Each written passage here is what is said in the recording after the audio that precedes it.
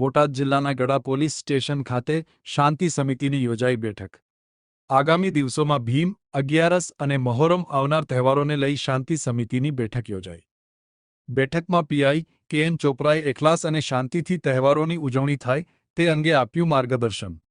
કાયદો વ્યવસ્થા જળવાઈ રહે તેમજ જાહેરનામાનો ચુસ્ત પાલન થાય તે માટે પીઆઈએ કરી અપીલ। પીએસઆઈ ગોહિલ, પીએસઆઈ હેરમા બેઠકમાં રહ્યા ઉપસ્થિત। બેઠકમાં હિન્દુ, મુસ્લિમ સમાજના આગેવાનો, વેપારીઓ અને રાજકીય આગેવાનો ઉપસ્થિત રહ્યા હતા।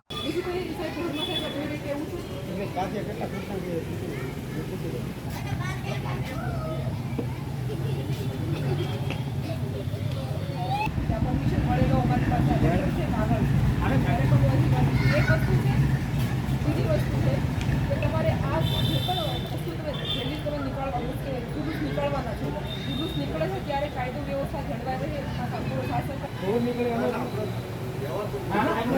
તમારી વાત સાચી છે। તમે ત્યાં થોડું પહોંચી થઈ જાય પણ આપણે છે ને એટલું બને ને એટલું હાડો એટલો કોઈનો કોન્ટેક્ટ કરો, 112 ફોન કરો, પણ કાયદો તમારી હાથમાં નથી લેવાનો।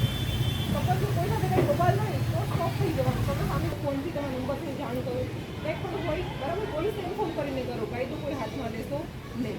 બાકી તમે લોકો જે સાથે જ કામ કરો છો, સાથે જ રહીને રથયાત્રા પણ પોલીસ તમારી સાથે છે। આ કમિશનમાં આ એક પેલું હોય છે કે આયોજકે પોતાને આપવું જોવાનું। બીજી વસ્તુ કે કલેક્ટર સાહેબનું જે જાહેરનામું હોય અત્યારે શરૂ જાહેરનામું। બીજી વસ્તુ કે કોઈ તમારા સપોઝ 1000 જણની હોય, ઘણીવાર 1200 હોય, 1500 જે પણ હોય, તો એમાં ઘણીવાર કેવું થશે કે આજરોજ તાજે મહોરમના બંદોબસ્તને લઈને શાંતિ સમિતિની બેઠક યોજવામાં આવેલી હતી। તેમાં આશરે જનમેદની 70 જેટલા લોકો હાજર રહેલ હશે। હિન્દુ મુસ્લિમ બંને આગેવાનો હાજર રહેલ હતા।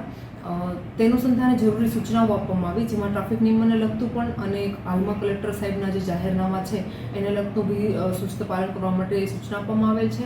તેમજ કંઈ પણ બનાવ બને તો કાયદો નહીં હાથમાં લેવા માટે સમજ કરેલ છે। પોલીસને તાત્કાલિક સંપર્ક કરવા માટે પણ સમજ કરેલ છે।